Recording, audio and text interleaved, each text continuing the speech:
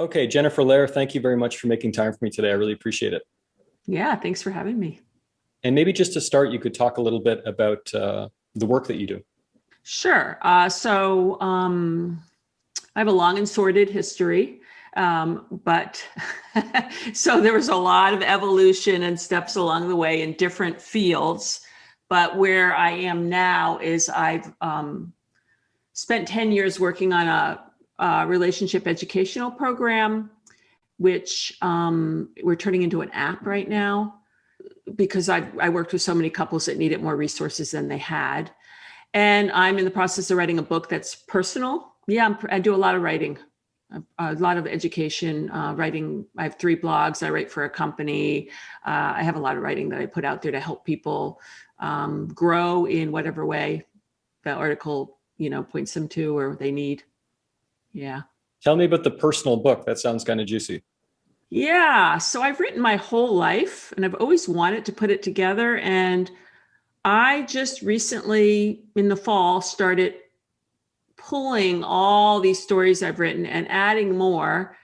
A lot of my writing is personal because people learn by hearing other people's stories, not just, through explaining how things are, but actually sharing, events and vulnerabilities and transformations and that kind of thing. So I'm writing some of the stories. I'm just writing stories about my life and what I've experienced and how I was impacted. And, it's sort of hard to explain what I'm writing without like reading a story. But it is, I've got stories going back. I pulled out old notebooks and I pulled out stories going back 25 years and they're mixing in with stories from today. So it's a real movement through my evolution of basically starting as someone who really wasn't equipped to deal with life, I wasn't equipped to deal with relationships, and what I went through to gain the skills I needed to gain, and the people I've worked with, and how they influenced me and impacted me. And like, just for an example, I wrote a story after my mother died. I wrote a story about how my mother was very cut off from her emotions. So I wrote a story about, my struggle to get her to open up and, how I didn't really forgive her till after she died. So yeah, that kind of level of personal stories. So how did you become a marriage and family therapist? I mean, did you always want to do this work? How did you kind of fall into that? I did not always want to do this work. My father was an artist, an illustrator and an artist. So my sister and I both went into art. And I did art for a while, and then I got into the film business, and I worked in the camera department and worked shot some low budget films and operated, and because I loved images, and I also worked with tarot cards, which helps people bring out their stories. And I realized at some point I was way more interested in the internal growth process and not interested in creating images for a story that might actually not help anybody do anything. So I slowly transitioned out of visual art into internal creativity and creating oneself. Creating oneself, what do you mean? How you create your life, how you use your thoughts to create whatever's going to be next, how you use your intentions, how you heal your wounds, how you go into your wounds, your emotional wounds, how you change from one kind of person to another kind of person. So in your bio, sorry to cut you off, in the Okay. bio that your publicist sent me, it reads, there was one line that jumped out at me. It reads that you were able to, quote, change your relationship ability from poor to excellent, unquote. Mm-hmm. So I was hoping maybe you could talk about that a little bit. And I'm specifically interested in, like, what are some of the things that you feel you were doing wrong in your relationships as a younger woman? Right. So it wasn't that I was doing them wrong so much as I had no idea what I was doing. So relationships were my Achilles heel. I grew up with a violent, charismatic, creative father and a emotionally repressed, much more practical mother. And I didn't know how to have relationships at all. So, you fall in love, you start a relationship, and then you have a conflict and you don't know how to deal with it. I jumped out. So my pattern initially was I jump into the relationship and then I would jump out and find someone else because I had no ability to work through whatever was going on. Even if I loved them, I fell in love with someone else and able to exit the relationship I was in. And then at some point I got in a relationship with someone who had a serious addiction. And that relationship really took me down to, okay, I have a problem and I have to deal with this. And that caused me to get into a lot of, I did a lot of workshops. I got into 12 steps. I read tons of stuff. I did a lot of internal work. And so that relationship got me on a growth path that I hadn't been on until that happened. And I was 29 when that started. So my first 7 return. And then I eventually became a therapist. I had a lot of therapy. I had a lot of couples therapy. I eventually became a therapist. I did tons of training. So my whole path has been about reconfiguring myself from someone who, one of the ways I describe it is we have wounds and our wounds collide. So you might feel that I'm being pushy and I might feel you're not listening. And that can blow up because we don't have the ability to say, hey, I've been pushed my whole life, don't push me, or I've never been listened to, you need to listen to me. And we don't have the stories attached to those concepts or these reactions. We don't always even know what we're reacting to, nor the story underneath the reaction. And as you unearth that and are able to start talking about it, you can start mending and building a bridge between these two different places, these two different people in these two different worlds. So that's sort of how I would describe a little of it. So would you say your overarching advice to someone who's having a pattern of destructive or unfulfilling relationships, would you say the main thing is find a good therapist? Is it as simple as that? Well, that's going to help.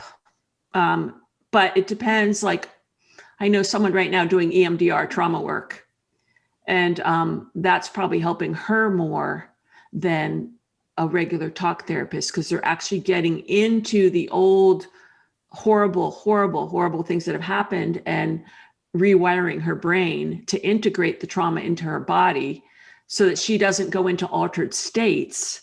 So some form of therapy could be really good if you have those kinds of difficulties, challenges. I'd like to talk about I'm very pro. I beg your pardon? I was just going to say I am very pro therapy. Put it out there. Yeah. Absolutely. Yeah, me too. I'd like to talk a little bit about your therapy practice. And one thing I'm really curious to know is, why do couples come to you? Do you start seeing the same problems over and over? Do you have a specialty? Are there, trends that that you see over and over again? Like, why do people reach out to you? Right. Okay. So I'm not seeing I'm not seeing people right now. Just so you know, I stopped a few years ago because I had too much on my plate. However, why did they come see me? They came to see me because they were either referred to me or someone they knew saw me, or they read something I wrote. And they came, there's a lot of good couples therapists and there's a lot of really, really untrained, not so good couples therapists out there. And one of the and couples therapy is very different than individual therapy. When you have a couple in the room, someone has to be able, and someone starts putting someone down, attacking someone, getting emotionally, activated.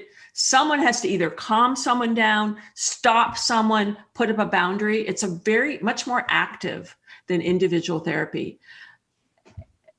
And I was skilled at, I have the right physiology or whatever skill set that I was really good holding the couple so that they both felt safe while they were going through the process.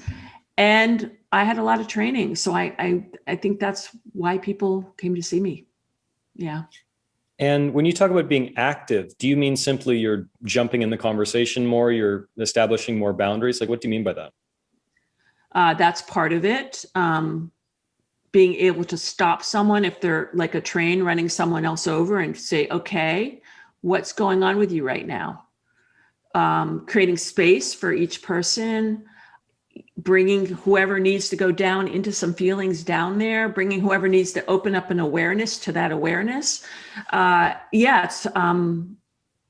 It's active because you have two people and they're often in a state of conflict. Not always, but often there's something bothering them and they're struggling. And so it's different than just, helping someone, go through some memories and reorganize how they're thinking, or it's just very different work. So I am not a couples therapist and I've never been to a couples therapist. So I'm really interested in this. From your vantage point, from your position, are you on some level trying to not take sides, so to speak? Are you very conscious of that? Like you don't want to make someone feel like they're being ganged up on? Like, how do you sort of navigate that? That's really difficult sometimes, especially if I get triggered and I see something that reminds me of something. And then I have to very consciously say to myself, no, we're not taking sides. However, sometimes you may need to support a weaker person and actually take a side for a while so that person has space. But basically, when I was working with couples, it felt like sometimes I had two siblings in the room and I was the parent, and I had to make them both feel held and that it was equal and they both were important and both their stories were important. And that would be the main conceptual bubble that you're holding, even though there's times you would say, okay, you be quiet for a while because we need to deal with this. So there are times where you have to be a little bit forceful. And when I was asking you, excuse me, about the reasons that people were coming to see you, I'm also interested in recurring problems. So what kind of problems would you be seeing over and over and over again? Is it as simple as communication issues? Is it infidelity? Like, what did you see over and over again? Well, what I see over and over again is people get caught in the symptom. We're fighting about money, or why do we have to go to your parents' house every holiday instead of my parents? Or I don't like the way you treat the kid. It's always up here. And so there isn't one specific thing, except for they get caught in the cycle where they're repeating their particular problem over and over.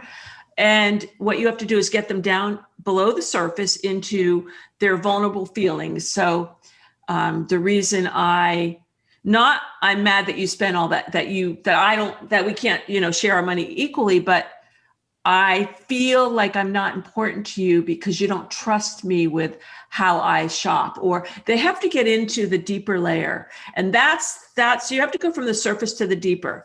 There isn't a specific over and over problem, except for people don't know how to communicate. They don't know how to be vulnerable with each other. They don't know how to open up into what's really going on to solve the particular problem they're dealing with. I read a line once that's always stuck with me. The line was one of the main reasons, or two of the main reasons people break up are sex and money. How true or not do you think that statement is from your perspective? I think those items play a role for sure. Sex is a really big one and money's a really big one. A lot of it was a lack of trust. If someone was, whether they were cheating or not, they were emotionally engaged with another person in a way. Or, if you want me to open up sex a little, I will. Sex, for instance,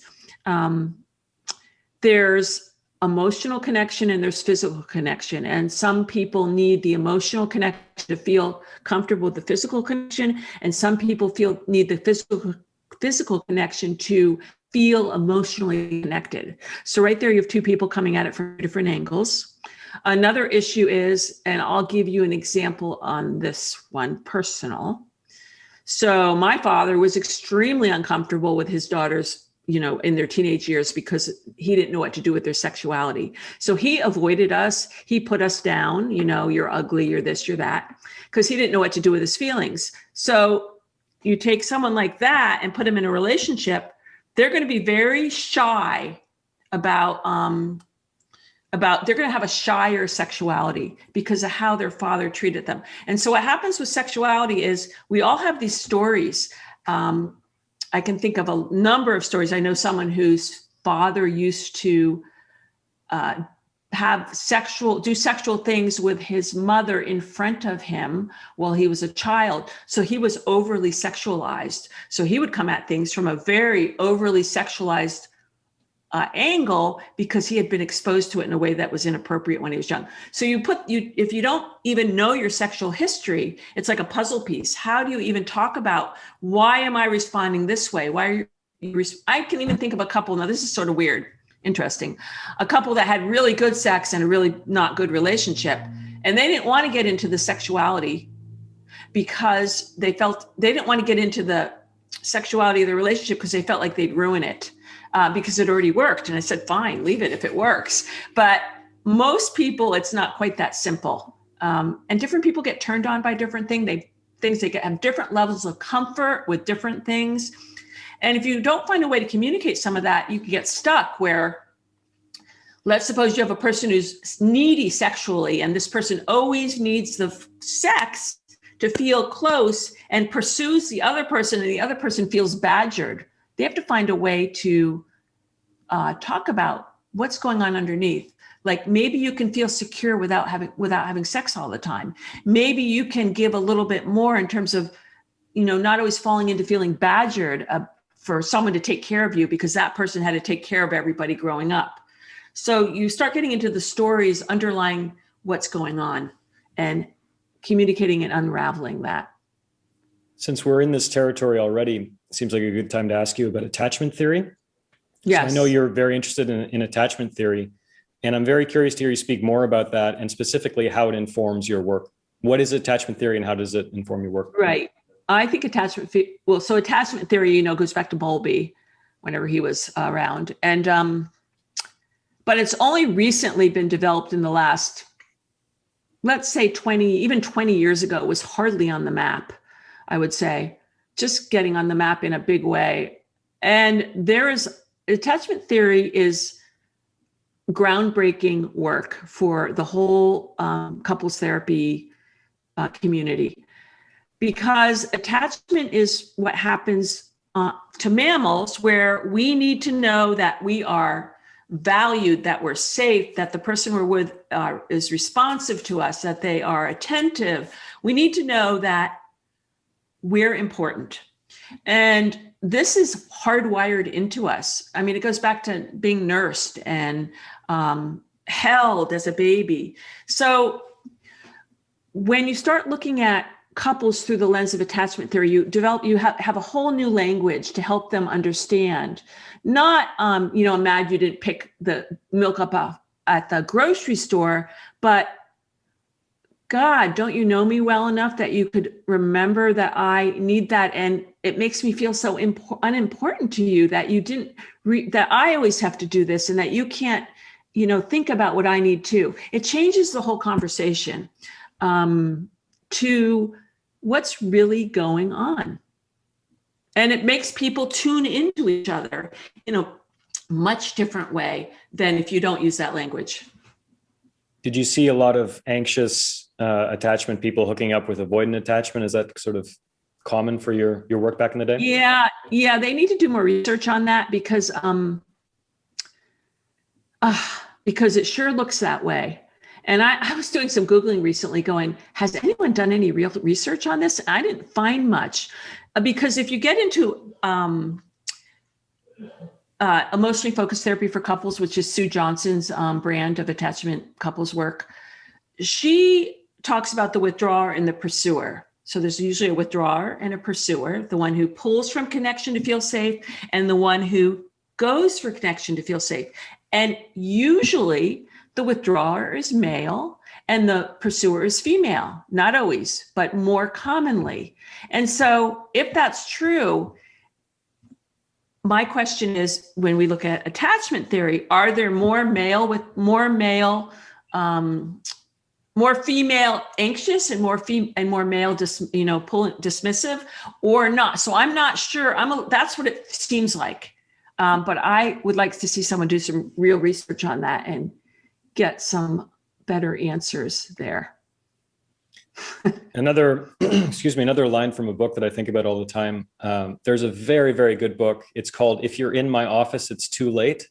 Have you read this book written by a New York City divorce lawyer? I have not heard this book, but it's completely true, because usually people wait so long. And by the time they're in the therapy office, they've got like 10 tons of shit on their back. And you have to start unpacking that. And it's really hard.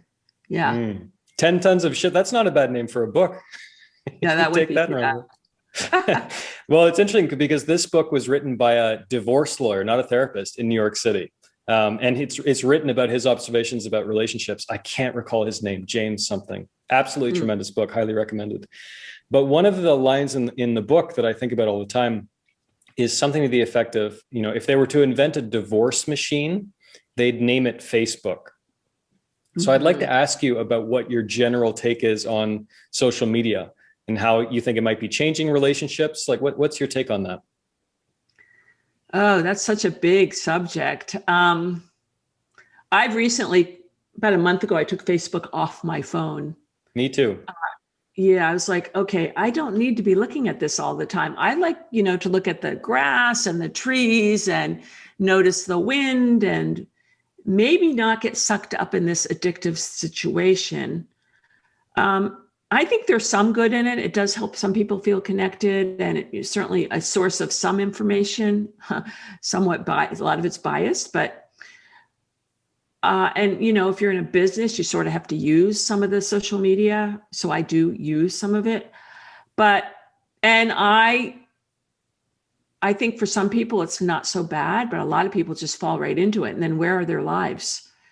I mean, I'm assuming it changes our brains, the whole use of it. And I think that they're going to find some really mixed things on it. I mean, people, like, you got kids. This is interesting too. I know a lot of younger kids now that don't, like, I grew up in the country. We had animals, we, shoveled shit, we weeded the garden, we planted, we baled hay, we worked. Like, we used our bodies and worked. And there are kids now that, they're on the screen. They're not really engaging with physical reality in the same way. And it's really an alternate universe. Yeah, so I don't know. I'm not saying it's bad, but I'm saying it can be bad for some people, and it's definitely affecting everyone and society. But I think, the point that this divorce lawyer author, whose name escapes me, I think the point he was more getting at is, in particular, things like Facebook and Instagram, sort of facilitating our ability to keep in touch with exes and to see what else is out there and to keep tabs on, all this stuff. I mean, did you see any of that in your work back in the day? And what's your take on that? Well, the people who were more or less cheating didn't need to do it, whether it was an addiction or they were, flirting with someone heavily. They didn't need social media to do it. Social media makes it easier. And so does texting and lots of things. But it was going to happen anyway, is your point, with or without social media? It might make it easier, and maybe it throws the gate down for some people, because if you're bored with the relationship or not connected or unhappy, you're going to look somewhere else, and it certainly makes it easier. But I don't think that's, I don't know that, it can happen, and also it does happen, and there's plenty of other ways to do it too. Right. Well, let's talk about cheating and infidelity for a moment, because I know that's another subject that is of interest to you. Yeah. I mean, this is a question that people email me and I don't feel qualified to answer. So maybe you can help, rebuilding a relationship in the wake of genuine infidelity. How do you know, I mean, this is a huge topic, but how do you know when that's even possible or worthwhile? And what are some of the first steps as far as that goes? Okay. So first of all, you don't know if it's possible or not. You're setting off on a journey, and you're going to find out if it will happen or not. But the two things that have to be present is the person who was cheated on has to know that even if they can't do it now, they hope to someday forgive their partner. And the person who cheated has to know that they have to get to a place where they feel the level of remorse is not, I'm sorry, I did that. The level of remorse is, my heart is breaking because I broke your heart. So they have to be willing to do whatever it takes to convey that over and over. And if they are offended, defensive, blaming, unable to take responsibility, forget it. So those are the two key pieces. Now, yeah, that's the biggest piece, is the offender. And then eventually, way down the road, they have to look at what was going on in the relationship that allowed this to happen, because it can be a one-person deal, like if someone has a sexual addiction, but usually there is a lack of connection. And often the connection in the relationship is such that the person who was cheated on wasn't paying enough attention to the connection, or they would have felt the vacuum, the emptiness, and this isn't always true. I know of a case where the man led a double life, and the wife gave him too much leeway. I remember having red flags about it, going, this person needs to hold him more accountable, but she didn't. And so it was a long time before it got discovered, and the relationship was destroyed. So it really depends. But yeah, the development of empathy by the cheater and the willingness to get to a point where you can someday forgive and trust again are the two biggest pieces, I think. I like the way you framed that. Like, I don't have to forgive you today, but it's an aspiration. That's interesting. Exactly. Yeah. Exactly. Because usually they walk in, they're not anywhere, they're like 10 miles from forgiveness. They want to hear what happened. They need to hear it over and over again. They need to understand why. They need to be able to check the person's phone. They need access password to the Facebook. I mean, they need everything. So because they're trying to get their feet back on the ground, which is, how did this thing, they just got hit by a tsunami. How did this happen? Why did it happen? What do I have to do so it doesn't happen again? Can I ever trust this person again? And as Esther Perel says, that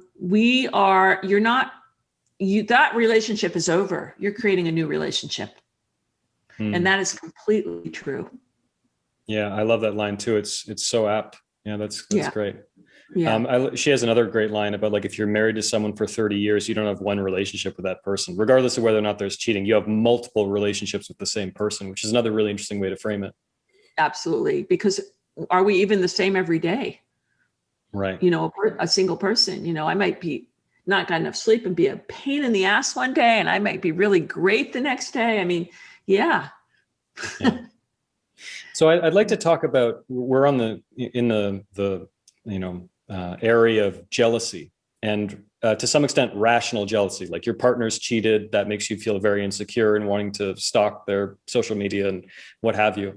So I deal with a lot of people who are struggling with irrational jealousy, where they are obsessed, for example, with their partner's past lovers or past boyfriends, and they're worried about this and they're worried about that, and reading way too much into every little gesture that their partner might engage in with another person. Did you see a lot of that in your practice? And do you have any general thoughts on dealing with irrational jealousy in relationships? I don't think I saw some of it, but I wouldn't say a ton of it. You probably have more experience with that than me, because you wrote a book on it. But a couple things, come to mind. One is,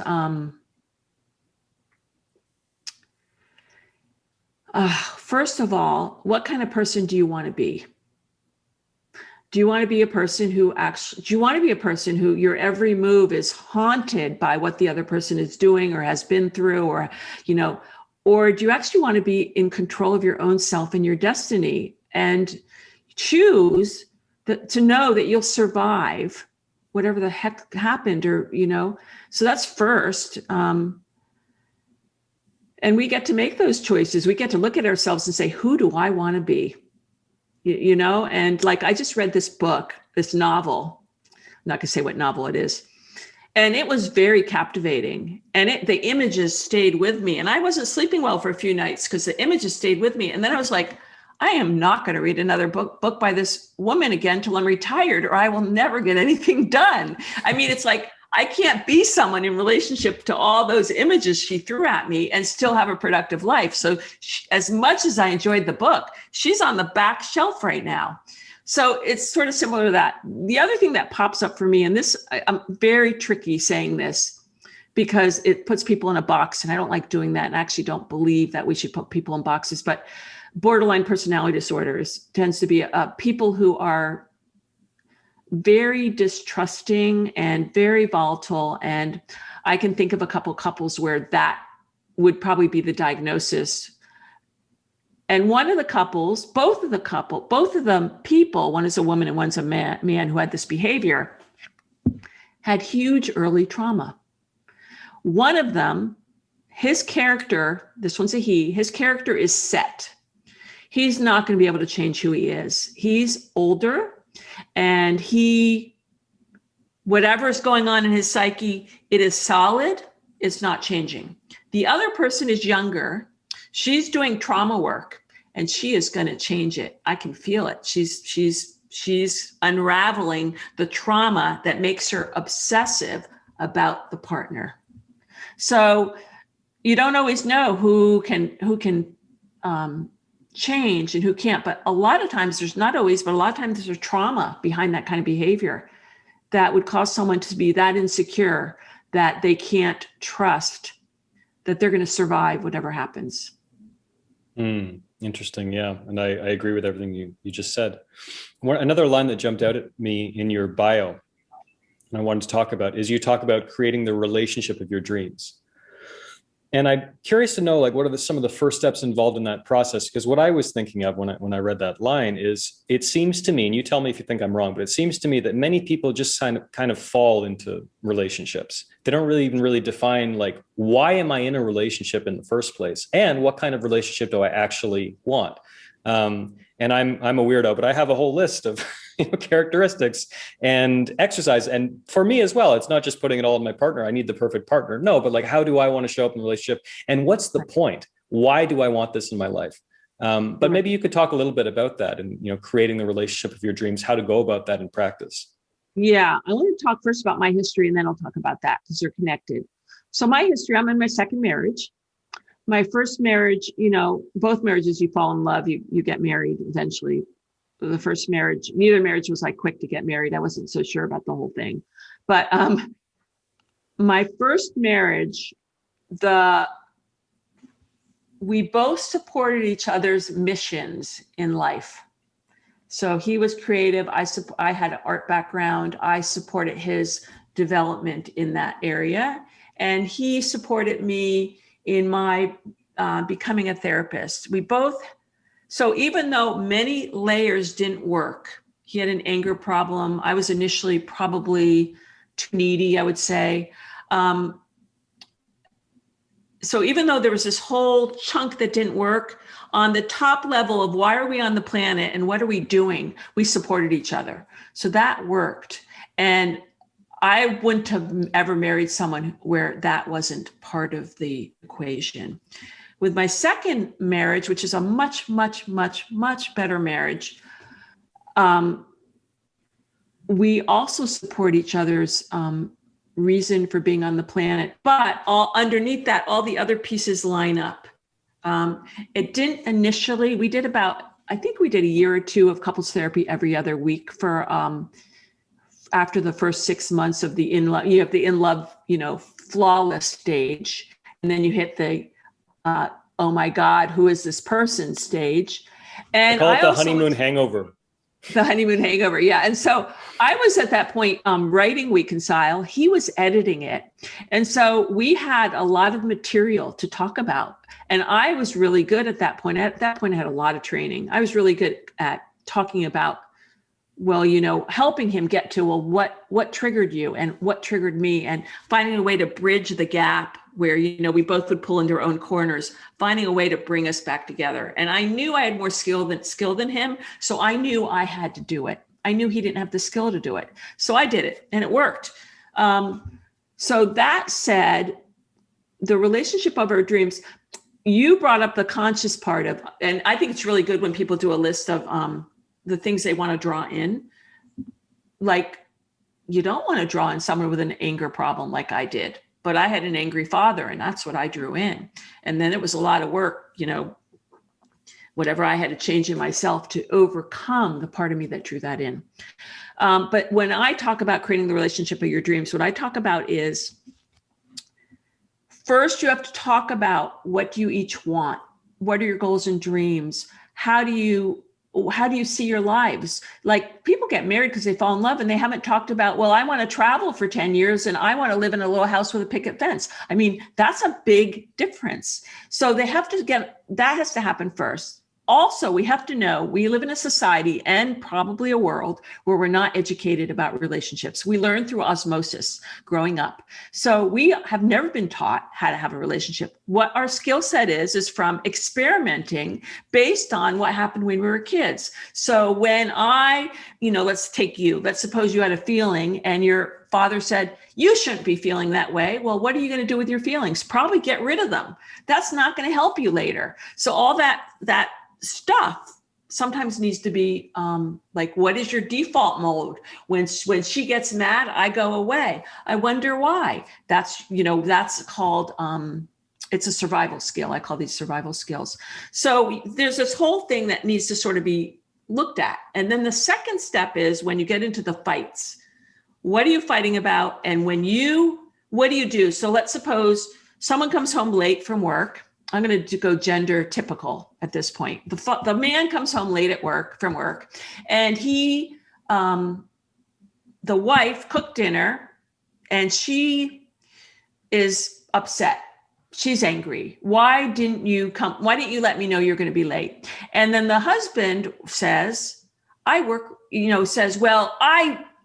really hard to support us, and stamps out the room. And then she's crying and he goes to the bar and she's calling friends and screaming about.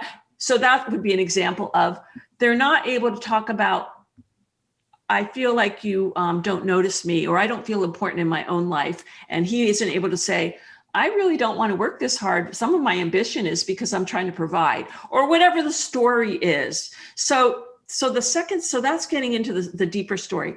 The third step I would say is finding language.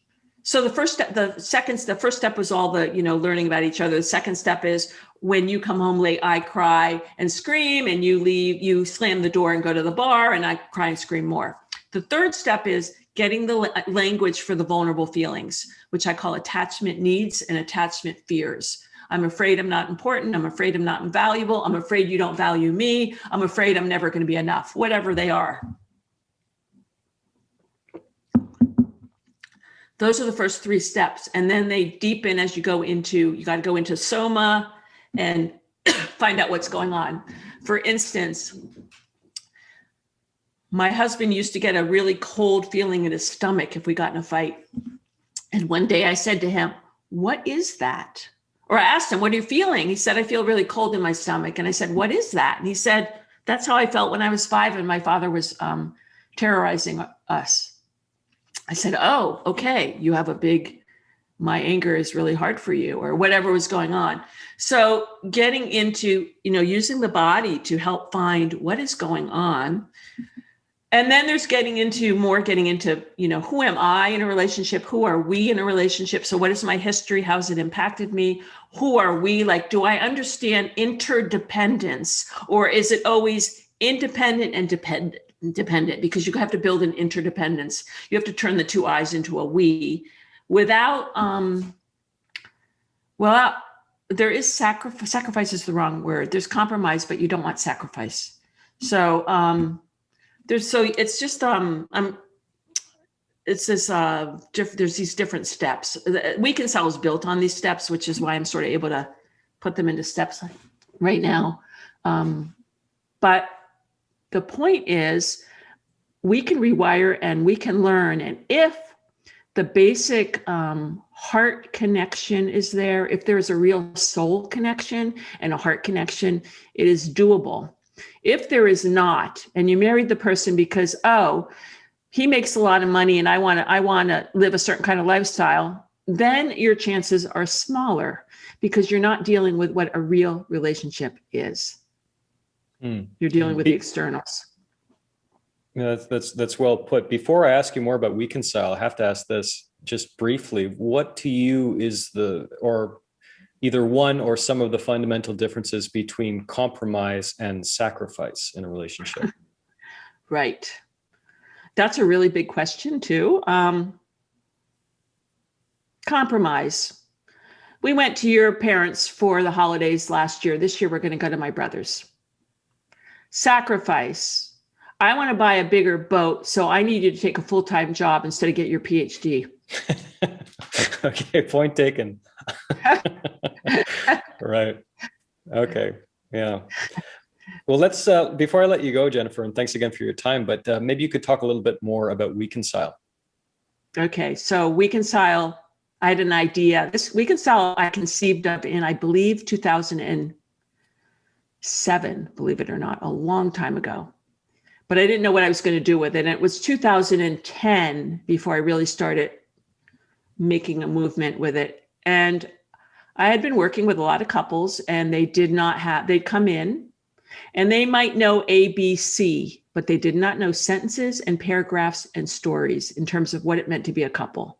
And it was like, oh my God, these people need more help than we can do in an hour a week or long, usually actually couple sessions. I usually did an hour and a half to close to 2 hours. But at that time I was doing shorter sessions, and the people couldn't necessarily afford weekly or didn't have the time. I was like, someone needs to create a resource for these people. And I thought, well, I'll do that. Why I thought that, I don't know.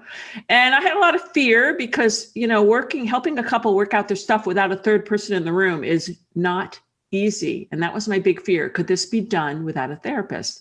But I am a strange soul, and I continued on with this project. I took a lot of training. I systemized what I felt would work step by step, what they needed. If it had to be systemized, what did they have to do first? What did they have to learn second? Because if you're working with a mass group of people you don't know, it has to be systemized to some degree. And I spent about at least 3 years writing. It's because it's a massive. It's hours and hours of material. And then I set it up. We hired a UI person. We set up a whole educational website. And that took quite a while because of big bumps we ran into. And then by then the world had changed, and people didn't want to learn on a desktop. They wanted quick, easy bites. So what we're doing now is and I did have people go through it, and I had good success with the people who went through it. But what we're doing now is making it into little bite-sized pieces for people in today's world who don't have the time, or they don't want to sit down and do an hour of work a week. They want to, they're sitting in the airport, they want to read for 5 minutes. So we're changing it. I'm breaking it into pieces and making it much accessible, not one size fits all, but choose your path, answer some questions. What do you want to work on today? And that's what I'm in the process of doing right now. And the principal audience, the target demographic, is couples who have lost their connection to each other. Would you say that that's the main sort of people you're targeting? People who are struggling in their relationship and they want to make it better. Great. And, they're going to have to be high functioning enough to say, I want to make it better, and not just give up. They're going to have to be able to say, yeah, I'm willing to do a little bit of work, or spend, 10 minutes a day reading something, or otherwise, there's just a lot of people in the world, and some of them are like, yeah, I can change my life. And other people don't know that they can actually change their lives. Great. And their marriages. And where on the internet can people learn about WeConcile? WeConcile.com, WeConcile. So it's like reconcile, but WeConcile. And there's a quiz. I have a quiz, WeConcile.com/quiz. It's a 10-question relationship quality quiz. I have a blog with a lot of articles, including one on surviving infidelity. What else? I'm on Instagram, Facebook, Pinterest, and I'm on, at this point, a lot of podcasts. Yeah, case in point. Great. Well, Jennifer, I really enjoyed this conversation today, and thank you so much for making time for me. Yeah, thank you for talking to me. It was fun. Yeah.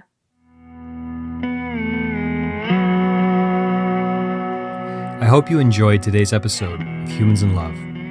If you'd like to learn more about my guests, my work, or you'd like to listen to back episodes of the podcast, please visit humansinlove.com. If you haven't already, be sure to subscribe to Humans in Love using your podcast app of choice. If you're a fan of Humans in Love, and you'd like to help keep the show going and help me spread the word, please take 30 seconds out of your day to leave a rating and review on Apple Podcasts or your podcast app of choice. Before I let you go, remember that life is short, so let's make it count. And thank you, as always, for your listenership and support. I'll talk to you again very soon.